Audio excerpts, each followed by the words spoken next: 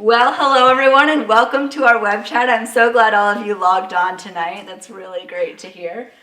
Just so that you're aware, we have one more web chat tomorrow night, also at 7 p.m. Eastern Standard Time, talking about the humanities. So if you're interested in that, feel free to log on tomorrow night as well. To get started, let's have our panelists introduce themselves. Walt, would you like to start? Sure. Hi, I'm Walt Beislein. I teach photography in the art department. And I'm Judy Wojcik, and I teach ceramics in the art department. Hi, I'm Tom Haran. I teach playwriting and devised theater in the theater department. Hi, I'm Ingrid Coker. I'm a senior art major. Welcome to all of our wonderful panelists. Thank you for being here tonight. I would like to start off with a question that we got from a student who wanted to know, if I don't want to major in the arts but still want to be involved, what are the opportunities there for me if I came to Earlham? Well, in the theater department, all of our productions, we do right now 2 productions every year, so one a semester, is made up of majors and non-majors. Some of those are students who are taking classes and then going to productions, but some of those are students who come just for the productions. And we're looking to actually increase the number of productions and the different kinds. Now with our new building, we're doing more readings and more semi-produced work as well.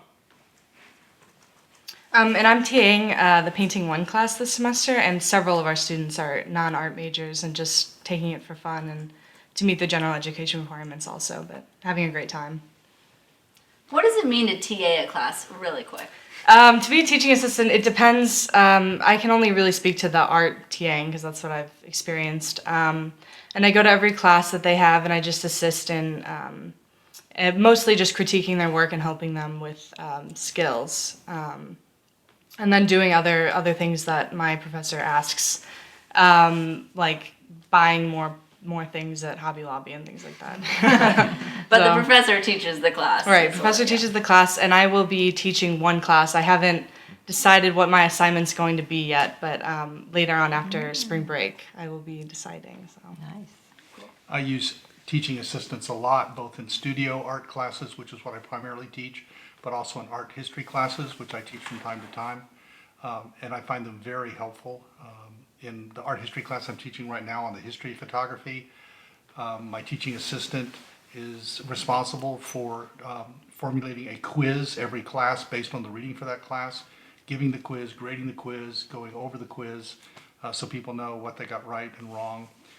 And that really helps me. It frees me up to prepare the lectures because I know she's taking care of that.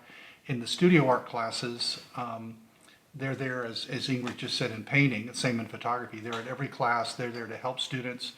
If I have a class that has, a dozen or maybe even 18 or 20 students, it's helpful to have 2 people who can answer questions at the end of a demo or something. And the flip side, I think, is it's really good experience for the students. Mm-hmm. It's a chance for students to sort of sample teaching, to have some responsibility for parts of a class, to maybe do a demo while I watch. And for people that are thinking about a career in art, it's a really good start for that. I did also want to come back to what Tom was saying, that I think what he was describing in theater is true throughout the fine arts at Earlham. Certainly I know in the music department there are more choruses, performing groups, instrumental, etc., than I could begin to count, and they all have everything from music majors to people who just want to learn how to play the hand drums or something. Well, and they could take lessons. Right, too. exactly. Exactly. And it's true in the studio art classes. In any given class, there may be a couple of people that are art majors, but most are just interested in art. They want to do some art, maybe as a balance to neuroscience or psychology or history or English. And so it's a good mix. I think it ought to be. That's kind of part of the liberal arts college.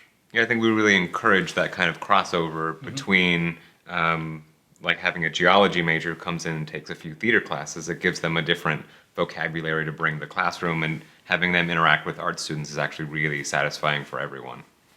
Well, I have a Ford Night right now, which is a research class, faculty and student research class, and I have students from all disciplines, many disciplines, environmental studies, it's a sustainable ceramics class, and environmental studies, geology, human development and social relations, religion, and then studio art, ceramics.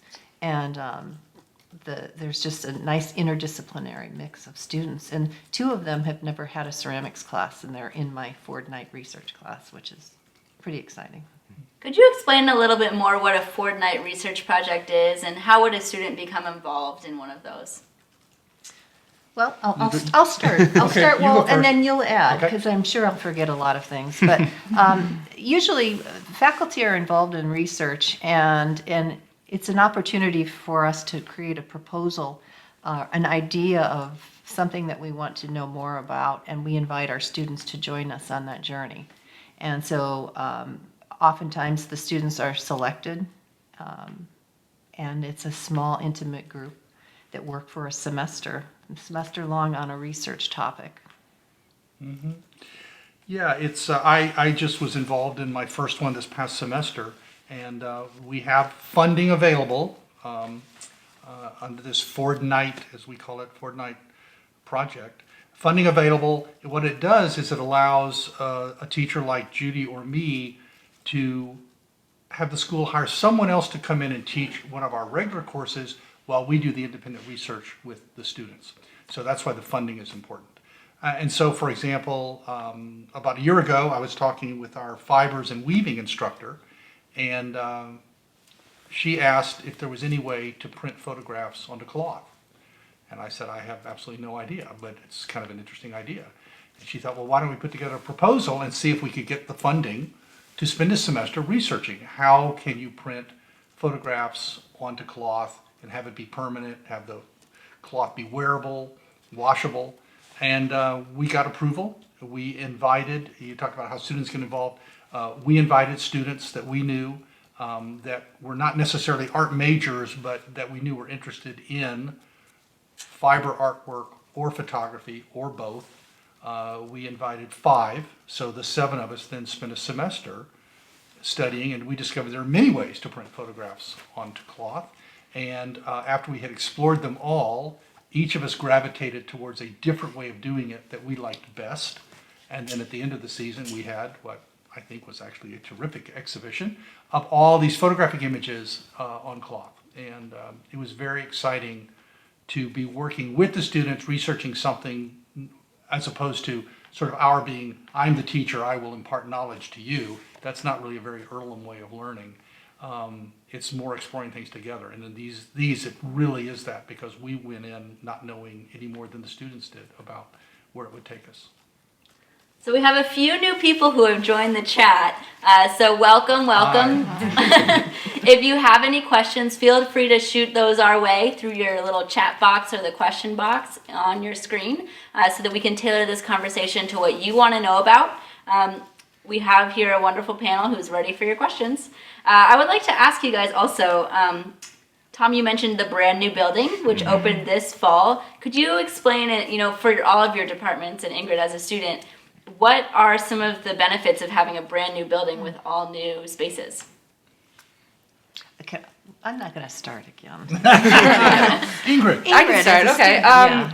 Well, one really great thing is I'm a senior this year, and so we do these senior faculty critiques when all of us senior art majors walk around to each person's studio and look at their work. And so it's been really, really nice this year to have all of the studio spaces in one building, also along with music and theater. And so I think there's a lot of intermingling between the departments, but with professors that I've never met. And it's been really nice. I take music classes in there. I'm basically in there all the time this year. So, What about, is there more student interaction? oh, definitely. I have a lot of friends in the music department, and so now there's a lot more of just hanging out in that building, in that main space. We have a really nice space to do homework, and people are really utilizing that, I think, which is nice. I know when the building was being designed, the architects like to toss around terms about synergy and increased interpersonal communication, and I would just kind of sit there thinking, rolling my eyes, thinking, I just want an office, But I have to say they were absolutely right. It's a very open, airy building. I can look out my office window and see my colleagues across the atrium, and it truly is leading to all sorts of collaboration that I didn't think it would. The Ford Night project I just talked about was already in the works, but it made it so much easier to do when Nancy and I were in offices side by side, her studio's downstairs, mine is upstairs. Prior to this year, we were in separate buildings on separate sides of the campus, which would have made it much harder to do a joint research project with students. I'm working on a collaboration now with one of the professors in the music department. And it came up just in a conversation on the stairway one day that probably never would have occurred before. So that is happening. It also, it's just a magnificent new building. If you guys are watching and you haven't gone on our website and clicked on and found a link to the new arts building, you should. It's spectacular. And so we've gone from having the worst facilities on campus to having the best until next fall when the new science building opens. Right. And then we'll be second best. But it's a beautiful building, even has a fireplace in the lobby. You know, people hang out on a rainy day. On rare occasions in Indiana in the winter, we get a little rain, you know, and people can, you know, sit around the fireplace, and it's very cozy, very welcoming. I was fortunate enough to start this year with the new building, and it is, having worked in many spaces in Austin, Texas, where I came from, and in Indianapolis, the new black box is not just another space for the theater department, it's a completely different kind of space, one with like top-notch lighting and sound equipment they just didn't have access to before. It's also a versatile space, allowing for both simpler productions and many different kinds of productions, really opening up opportunities for the students. And I think as we progress some of those interactions between departments, it gives us a space that is very useful for everyone. I can, and speaking for the art department, our facilities have just improved so greatly. We have ventilation systems, exhaust systems, new equipment in all of our studios. We're able to do things that we actually couldn't do before. And it's really exciting and exhilarating. And I think for myself, I'm starting to look at my curriculum and really beginning to innovate with it and thinking about the future, because I can do a lot of things that we couldn't do before. So Just even the natural lighting in that building is fantastic. I mean, great. the view from the painting and drawing studio is incredible, and there's just this fantastic natural light. It's all windows all along the two walls. It's so great. So Ingrid, this would be a great question for you. Maximilian, hello Maximilian, asked. Hi, Max. So Max plays the viola and viola. Viola, you Either got way, it. my bad. So he's wondering what sort of opportunities there are to be in an orchestra on campus. Oh yeah, we have a great orchestra on this campus. The band orchestra director for us is really fantastic. This year we're doing a space-themed concert, which I'm really excited about. So Star Wars and the Planets by Holst. And there's a lot of opportunities to be as involved with that ensemble and several others on campus. We do several smaller ensembles, and so there's a lot of opportunities for music. Not to mention, the students have brown bag lunches at the Oh, end yes. of every semester, where they're doing performances during a lunch hour where anyone from campus can come to the new building and perform right in the atrium area. And as we mentioned earlier, but if Maximilian just came on, may not have heard that those are open to any student, not just music majors or music students. You know, you audition, you're placed where you belong according to your ability. We have lessons that are available right here on campus for people who want to learn to play an instrument or improve. So again, we have a large orchestra that is 20 times the number of music majors that we might have at some point in time. Yeah, I don't know what the statistics are, but campus-wide, in terms of our enrollment, a huge percentage are involved in the arts. Yes. Without necessarily majoring in the arts. Correct, Right, correct. right. So Gwen, on behalf of, I believe, Dante, hello, asked a question about the types of performances and theater opportunities. So Tom, could you elaborate a little bit on the types of performances that students may do throughout a semester or Great. a year?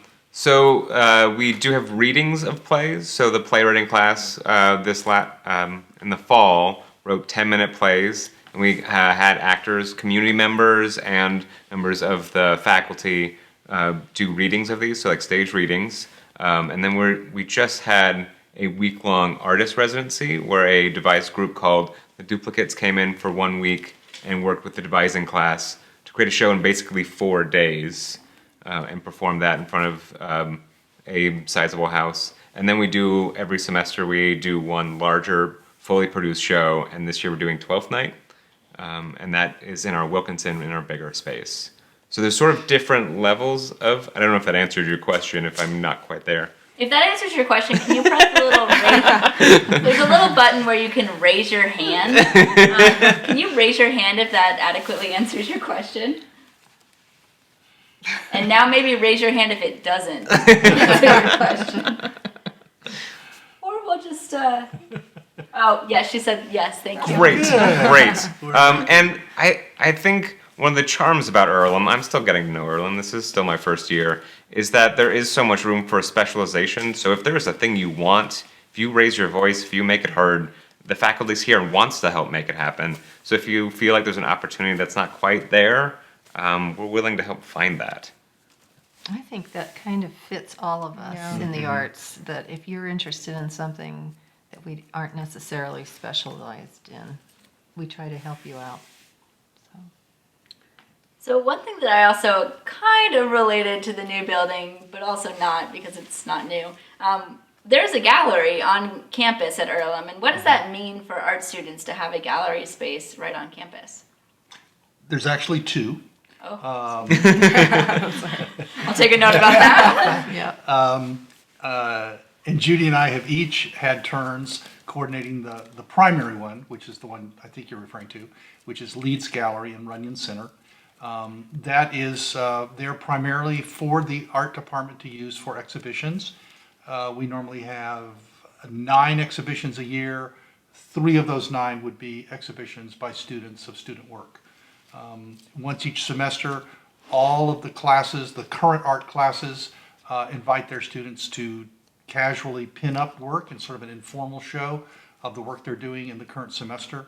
And then at the end of each year, the big deal, the most popular exhibit each year, cue Ingrid, is the senior exhibition, which is the last show of the regular school year. It'll be opening up on Easter Sunday and will be there through commencement. And it's a very professionally organized, orchestrated show.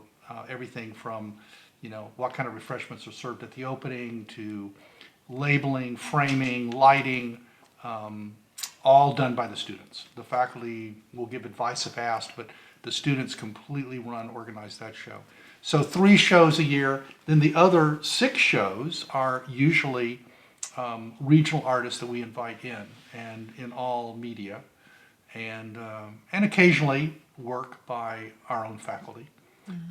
But it's a chance for students to see work by a variety of artists in a variety of media, and to meet them, because the artists almost always come for either an opening or closing artist talk and reception. So it's a chance for Ingrid, for example, to not only work with our painting and drawing instructor, but once or twice a year, probably on average, to have a visiting painter or drawer or printmaker come and talk about their work, exhibit their work. What else would you say? Well, I would say that, like, the seniors this year, the gallery, the Leeds Gallery will have student work, senior work in it, but it's also going to bleed into our new facility where some of the senior work will be displayed. There's also another gallery in the library called the Ronald Gallery, and you can find works from the permanent collection on display there. Oftentimes the seniors utilize that space. And then on a much more casual note, there's a lot of work displayed in the LBC building from our permanent collection. So Art's all around. it's all around. It is. Gwen had a couple more questions for you, Tom. Okay. About how many students major in theater, and then can non-theater majors audition for productions, which then also translates to can non-music majors be in the orchestra and things like that. Sure. Remind me the first question again. How many? So we have 4 or 5 majors every year, it shifts a little bit sort of from year to year. And like currently we have our seniors are a mix of writers and performers, but our juniors coming up are almost exclusively tech people, like sound, lighting, stage managers. So it really shifts year to year who's involved and what they're interested in. But yes, we do allow non-majors to audition for the shows, and there is an audition sort of the beginning of every semester. Sometimes we'll have minors as well, people who are following a specific track in the theater department are taking a certain number of classes. Then we try to hone that progression as best we can. But we also have people who have taken no acting classes, and some of the readings and stuff we're starting to do is a way to kind of get your foot in the door, to try some of those stuff out, to get to know us. We usually have at least one meet and greet at the beginning of the year, and we encourage everyone to come say hello, meet us, and find out sort of what we're doing that year. And Ingrid, you're not a music major, but you're in No, the speaking to orchestra. music, most of our orchestra is made up of non-music majors, people who just enjoy doing it kind of on the side. I think there are only 2 music majors this year, so considering our orchestra is maybe 40 people, yeah, a pretty significant amount are just non-music majors. And actually, we have quite a few Richmond community members who are part of our orchestra. My fellow trombone player, Don, is this lovely 70-year-old man from the Richmond community who just enjoys playing in ensembles on Earlham's campus. So, Cool. Speaking of on campus and off campus in Richmond, what are some opportunities for off campus study for students who may be interested in the arts? Well, there's a lot. I guess first, the most logical one that comes to mind is the New York Arts Program. That's a semester-long program in New York, not surprisingly, that is run by the Great Lakes College Association, of which Earlham is a part. There's actually a brownstone in New York that houses students from all the different GLCA schools each semester. So it's a chance to leave your campus, Earlham or wherever, for a semester, live in New York in a building with college students from a variety of small liberal arts colleges, and instead of going to 3 different classes each day or whatever, you are usually interning with an artist in the field in which you're interested. So you might be interning in a theater company. We've had people work on the set of Saturday Night Live. We've had people work for major magazines, newspapers, work one-on-one as an apprentice to an artist in photography or ceramics or wherever. It's a terrific program. But many of our other off-campus programs will work for art students and help them fulfill their major, as well as the more important experience of living abroad. I've led the London semester twice, and each time I've had art students go. Not so much photography students, but on the first trip, a music major. And she was really concerned about completing all the requirements for her music major if she took a semester in London. But the place where we held our classes had a course in the history of British music. And so she took that course that fulfilled a missing requirement here at Earlham for her major, and it worked just fine. And this most recent year, Kate Fuller, who's a theater major, and it always interests me when I think theater, I think of on the stage. And I remember when I was interviewing Kate for the London semester, and she said she was a theater major. I said, "Oh, so you like to act?" And she's like, "Oh my God, no, I would never go on the stage." She said, "No, I'm a stage manager." And she went to London with us, and all students on that program do an intensive internship for 7 weeks. And she interned with a theater company there in London and was the stage manager for one of their productions. And that led them to actually hiring her to stay for the summer to work for pay, as opposed to being an unpaid intern, to be stage manager for their next production.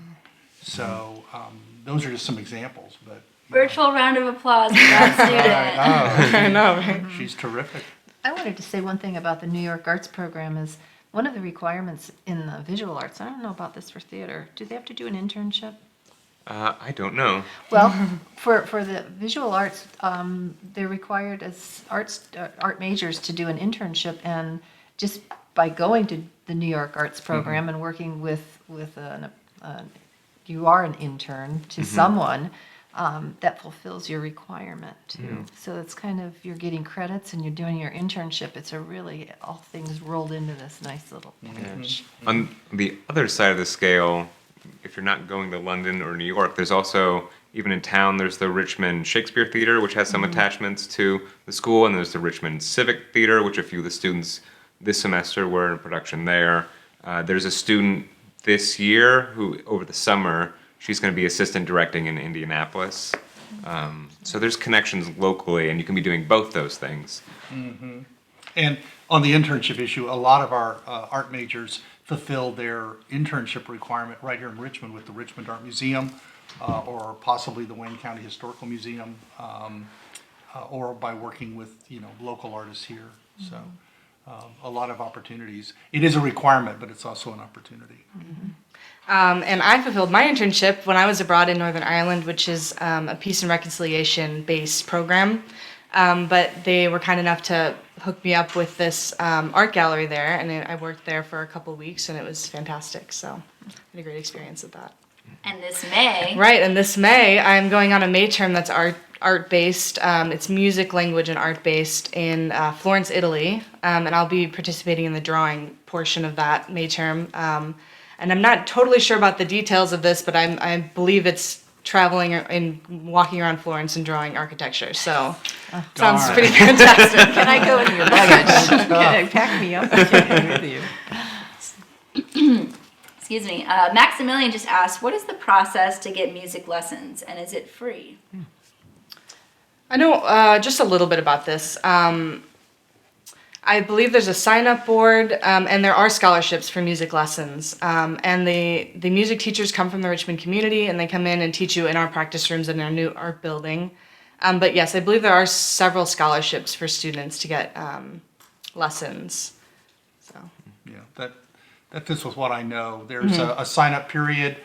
You look at the times that are available. You grab the time that, obviously, these instructors aren't here all the time round the clock, but usually they have a time each week or a couple of days each week so they come in. And they do get paid for giving lessons, and so there is a charge for taking lessons, but my understanding is that there's quite a few scholarships for that. So I think that if that's an issue, most people find that that issue can be accommodated. And diverse lessons as far as Oh, yes. instruments. I mean, by incredible instructors. Yes. Musicians.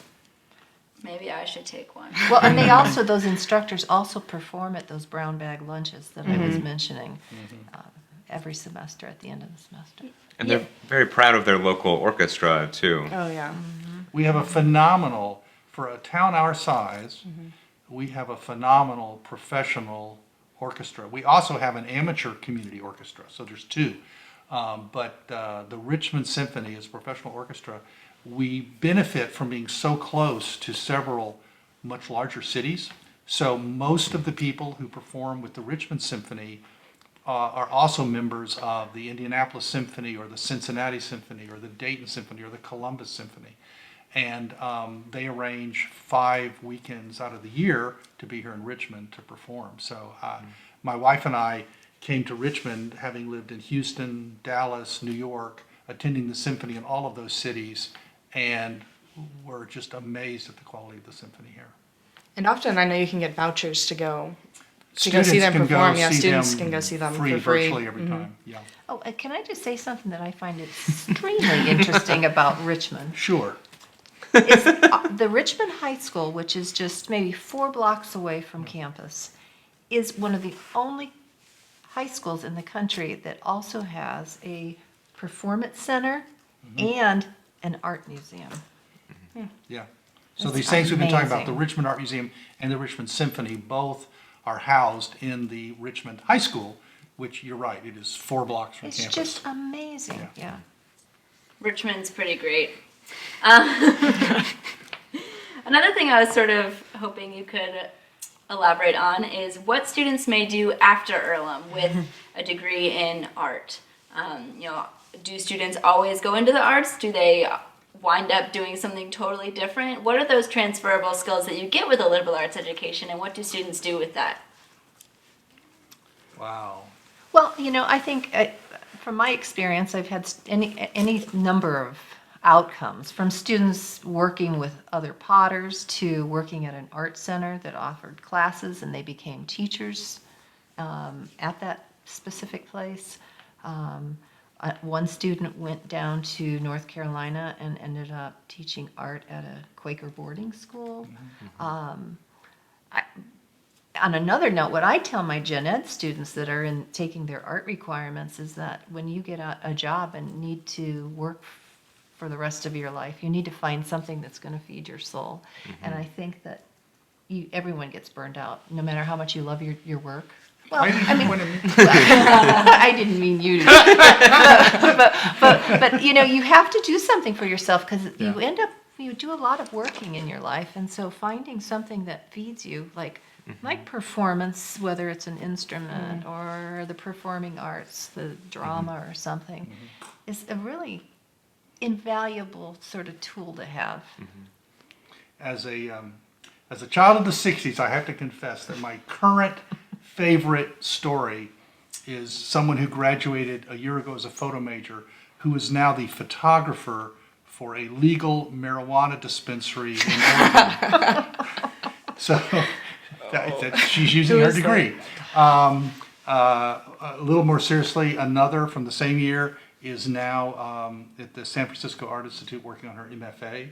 So a lot of our students, if they want careers in art, particularly if they're interested in teaching at the college level, then they go on for their MFA, just like our biology students go on for PhDs. It's probably true across the board. If you're interested in a career in higher education, you're going to go for a graduate degree at some point. But others are just out doing a variety. I can think of recent graduates who are nannies, who one's performing in the circus. Others are making livings as photographers. It's really, really wide range. So I think the real answer is you do exactly the same kinds of things you do with a liberal arts degree, regardless of what your major was. I know in the theater department we talk a lot about soft skills. These are the kinds of things that more and more employers are looking for. Communication, self-expression, and we try to bring Problem those... solving. Yeah, problem solving, creative out-of-the-box thinking. This is all stuff that we're covering in these classes and trying to bring those to the students' awareness and have them have an ability to talk about it. Because not everyone knows how those things translate. So the students themselves should be able to translate their experiences in the classroom to when it comes to a resume, when it comes to that cover letter. They have all these skills, they have all these experiences through production, through classes, that translate to actually a wide variety of jobs. And I've noticed Earlham students are very articulate, are very comfortable in a group setting. And I think that it really fits in the arts department. Our director of admissions was a theater major at Earlham, and you should see some of her presentations. So kind of a little bit along those lines with different skills that you can use. Are students able, we talked about the requirement for internships, but is that something that students do more than once, just beyond their requirement? Are students often getting internships in the arts? I had that internship abroad in Northern Ireland, which was at an art gallery, and then I got my own internship this past summer, and then went back over winter break, and now they want me back for spring break, although I can't go, at a stationery company in my hometown. So I've had 2 internships while at Earlham, and they've both been really great. And career services here is really fantastic, and I've been using them a lot this semester in looking for jobs or internships, fellowships. So. Cool. I think it's initiative. I think you could do as many internships as you pursue. So, Ingrid, would you also like to talk a little bit about your senior project, and other professors can talk about projects that seniors may do, but as a sort of culmination of your Earlham experience, what do you sort of get out of that? Okay. My senior project has been a really long process. I've kind of been working towards and I've ended up with this concept that I've been working towards my whole time at Earlham. And it's really been influenced a lot by other classes that I've taken, art history classes, but also I took a fibers class last semester, which completely changed my senior project for the better. And it's been a really great experience for me. I don't know what else to speak to about it. It's been a great collaboration with my fellow senior art majors and faculty. It's been really helpful for me. So. It was really exciting today. We alluded earlier to the studio visits, and we do that 4 times during a student's senior year, twice in the fall, twice in the spring, and it's the entire art department faculty and all of the art department majors. And we were talking earlier about majors. The number of senior majors in our department in any given year could range from as few as 10 to as many as, say, 24. It varies a lot from year to year, but usually somewhere in the teens. And we spend about 3 hours going from studio to studio looking at everyone's work. And so today was the final one because the show will open in just a few weeks. And it was really exciting to see the projects. They're almost final. It's down to maybe just getting things framed or maybe doing one more piece. Ingrid's work is phenomenal. And it's, She could fill up the I gallery wish we by had herself. one here to show I do us. I too. know. Yeah. Well, I could have brought something. I have Can you a tell me what- photo on my iPhone of her work. Hold it up to the camera. No, I'm kidding. So you guys know what her project is. I have no idea. Yeah. What's your? I'm doing abstract art. I've chosen that route. And so what I've been doing that's a little bit different is I took a fibers class, like I said, and I learned how to dye fabric, and I really, really enjoyed that process. And so I thought, well, canvas is fabric, so why not try dyeing canvas? And that's created a lovely background to these kind of geometric but also organic forms that I create. And then I have a friend who knows how to use a 3D printer, has his own 3D printer, and knows how to use the 2 3D printers we have on this campus. And so I've kind of taken advantage of that to help with making these kind of interesting abstract forms that deal with depth perception, I guess. They can look flat, but they're also three-dimensional. So I guess, I don't know, I just wrote my artist statement, so I should be able to explain it better, but... it's very exciting. And it was also exciting just to see the variety because, Ingrid is doing these now three-dimensional abstract paintings, while Rose has been painting on skateboards and researching the history of skateboards as art within the same studio. And over in my studio, Matt is doing really large infrared photography of Indiana landscapes of places that tie to his childhood memories. And so they're very soft focused, very evocative. And at the same time, Zach is doing his senior project digitally as opposed to in the dark room. And it's photography landscapes from across the country. And we see the same thing in ceramics. 2 ceramics majors doing totally different work. Functional pots versus sculptural installations. Yeah. And then metals, we've got wearable sculptures. Yeah. And, Versus wall art. So, and fibers, we have wearable art again. so we try very, very hard to be open. It's certainly not. If you come to Earlham to do photography, Walt's a landscape photographer, so you better do landscape photography. That's couldn't be further from the truth. We're really open to people doing whatever they want to do and finding their way, and then that makes it a lot more exciting for us. I think it embraces art, craft, and design. I don't think we try to pigeonhole anyone into being one specific way. It's been a really freeing process for me. I've loved it. I always felt kind of self-conscious about my work, I guess.